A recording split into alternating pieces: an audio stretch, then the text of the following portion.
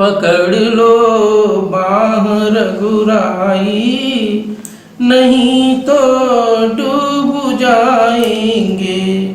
पकड़ लो बाँह रघुराई, नहीं तो डूब जाएंगे।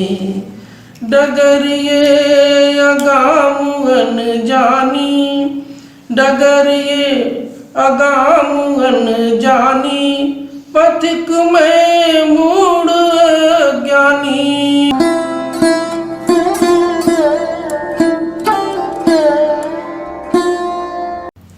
आप सभी को प्रणाम। सत्य सनातन की जय। ईश्वर की असीम अनुकंपा से, गुरु महाराज के असीम अनुकंपा से हम सभी लोगों को भगवत चर्चा करने का परम सौभाग्य प्राप्त हो रहा है। छोटी सी गुरु वंदना कर लेते हैं। गुरु ब्रह्मा गुरु विष्णु गुरुर्देवो महेश्वर, गुरु साक्षात परब्रह्म, तस्मै श्री गुरुवे नमः। आप पूरे देशवासियों को दीपावली की हार्दिक शुभकामनाएं। आज हम लोग इसके भौतिक और आध्यात्मिक दोनों पहलुओं को देखेंगे कि हम दीपावली क्यों मनाते हैं। दीपावली दो शब्दों से मिलकर बना हुआ है। पहला शब्द है दीप और दूसरा शब्द है आवली। तो आवली का मतलब होता है संस्कृत में कि एक पंक्तिबद्ध तरीके से किसी चीज को रखना। जब हम दीपों को जला करके एक पंक्तिबद्ध तरीके से रख करके घर को सजाते हैं, तब इसको हम लोग नाम देते हैं दीपावली। अब हमारे प्राचीन ग्रंथों के हिसाब से जो दीपावली मनाने की जो परंपरा है, पहली परंपरा में हम, जैसा कि आप जानते हैं कि प्राचीन काल जो त्रेता युग था, उसमें प्रभु श्री राम ने रावण को मारकर लंका पे विजय प्राप्त करने के बाद जब अयोध्या में आते हैं, तो अयोध्या पहुंचते हैं तो उस दिन बहुत हर्षोल्लास के साथ अयोध्यावासी उनका स्वागत करते हैं। और उस दिन कार्तिक मास की अमावस्या थी, यानी काली अंधेरी रात थी। तो नगरवासी पूरे अयोध्या में दिए जला करके वो क्या करते हैं कि दिए जला करके उत्साह मनाते हैं और उस अंधकार को वो दूर कर देते हैं। हाँ, अब देखिए, भगवान राम के पास बात जो है, जब द्वापर युग आता है तो द्वापर युग की ये मान्यता है कि भगवान कृष्ण ने उस समय राजा नरकासुर का वध किया था। क्यों किया था?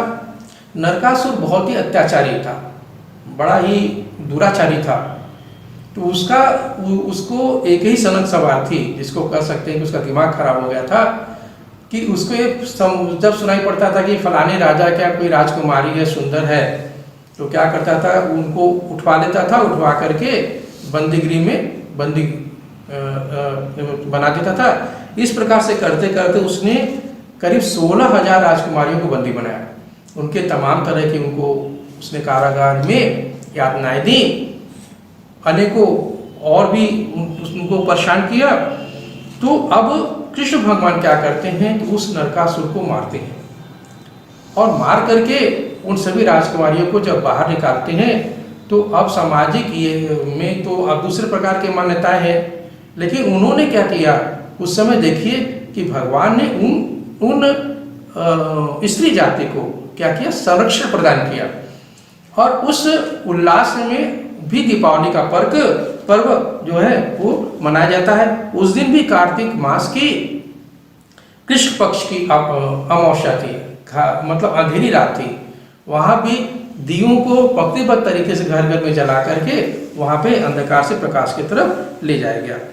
अब सिख धर्म में जो परंपरा है, आप देखिए सिखों के जो तीसरे गुरु हैं, इन्होंने क्या किया था कि इसी दिन स्वर्ण मंदिर का आधारशिला रखा और दीप प्रज्वलित कर पूरे सिखों ने हर्ष मनाया। एक और आता है, एक बंदी छोड़ गुरु थे, नाम पड़ गया था। ये सिखों के छठे गुरु हैं जिनका नाम है श्री हरि गोविंद सिंह, जिसको जहांगीर ने बंदी बना लिया था। और जहांगीर ने उनके साथ कम से कम 50-60 राजाओं को और भी भाई जो है वो बंदी बना लिया था। चूंकि ये भगवत भक्त थे, भगवान के नाम में रमण करते रहते थे, तो इसके जहांगीर के राज्य पे तमाम वो दैवी आपदाएं आने लगी। अब ये घबरा गया कि ये कैसे, ये क्या हो रहा है, परेशान होने लगा, हर तरीके से बहुत सी बीमारियां उसको भी पकड़ ली।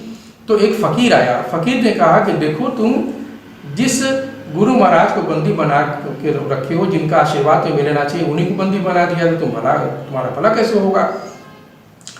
तो उनके फकीर की सलाह पर वो गुरु महाराज को छोड़ता है, लेकिन गुरु महाराज शर्त रखते हैं कि नहीं, जब मैं छूटूंगा तो ये 50-60 राजा भी मंजूर, इनको छोड़ना पड़ेगा। तो जहांगीर मान जाता है, इन सभी लोगों को वो छोड़ देता है। तो इस उत्सव को मनाने के लिए इसका सिखों ने एक नाम रख दिया, जिसका नाम है प्रकाश उत्सव, और इसको प्रकाश पर्व के रूप में मनाते हैं। ये एक जो है मान्यता है। ये तो एक इसका आपने देखा कि किस प्रकार से पौराणिक मान्यताओं के हिसाब से हम लोग दीपावली मनाते हैं। दूसरा पहलू देखिए कि यदि भौतिकता के दृष्टिकोण से देखें तो हम क्या करते हैं कि दीपावली के 4-5 दिन पहले से ही अपने आसपास पूरी सफाई करते हैं, कूड़ा करकट उसको जला देते हैं। और आजकल तो बिजली का साधन हो गया है, उसके तमाम लाइट्स हम जलाते हैं, लेकिन नहीं, आप पीछे ध्यान देंगे तो हम लोग क्या करते हैं, दिए जलाते थे, और जो कूड़ा करकट होता था उसको जला देते थे। तो मौसम के हिसाब से देखिए हम लोग कितने रोग से ग्रसित हैं, क्योंकि हमने परंपराओं को छोड़ दिया। तो अब क्या है कि जो जलाते थे उसमें तमाम वायरस है, बैक्टीरिया है, टेम्परेचर वगैरह सब कुछ वो मेंटेन करने की परंपरा थी। तमाम ऐसा साइंटिफिक रीजन था कि जिसका कुछ हम उसका कोई सानी नहीं है। अच्छा, अब ये भौतिकता के दृष्टिकोण से बात हो गई। अब यदि अध्यात्म की बात करें तो हर वेद पुराण श्री रामचरितमानस जैसा ग्रंथ है, ये हमें इशारा करता है कि देखो तुम भी दीपावली मनाओ। कैसे? अपने मन को स्वच्छ करो, काम क्रोध लोभ मोह इन सभी से दूर हो। संसार में रहते हुए भी जनक जी के जैसा व्यवहार करना है आपको, यानी कि विदेह रूप में रहना है, और भगवान के नाम का सुमरन जो प्राणापान की क्रिया में चल रहा है उसको ध्यान में रखते हुए उस जो आपके आत्मा की जो प्रकाश आपके शरीर में पड़ी हुई है उससे भगवान के परमानंद के प्रकाश से तुम मिलाओ, और एक ऐसा प्रकाश हो जिससे तुम्हारे जीवन में उजाला हो जाए। यहाँ ये इसका आध्यात्मिक एक पहलू है।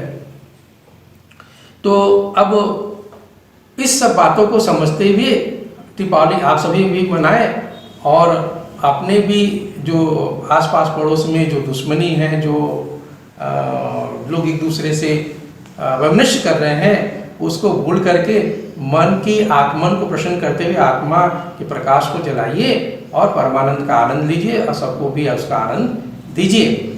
अब इस बात को समझने के लिए कि परमानंद क्या है, अब आपको हम श्री रामचरितमानस के भगवान प्रभु के रूप में एक छोटा सा भजन। पकड़ लो बाह रघुराई, नहीं तो डूब जाएंगे।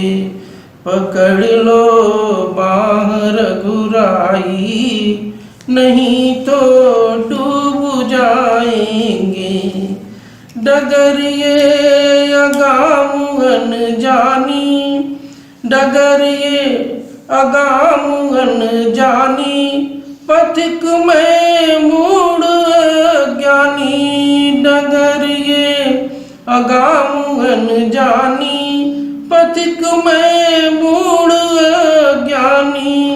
संभालो गे नहीं राघव, तो कांटे चुभ जाएंगे। पकड़ लो बाह रघुराई, नहीं तो डूब जाएंगे।